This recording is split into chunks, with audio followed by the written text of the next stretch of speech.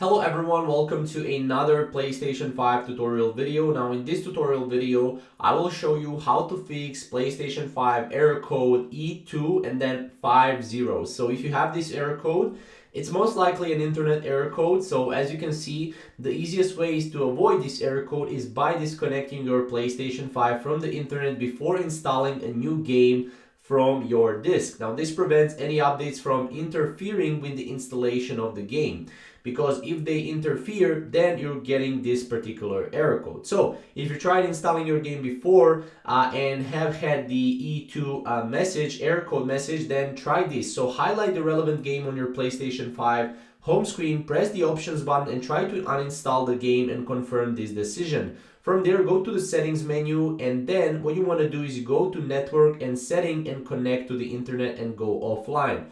You want to go offline, and then from there you want to try reinstalling the game from the game disk and wait until it has fully installed before reconnecting to the internet.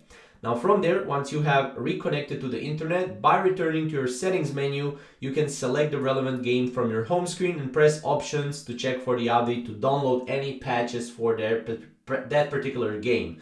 So that's what you want to do in order to fix the PlayStation 5 error code E2-00000.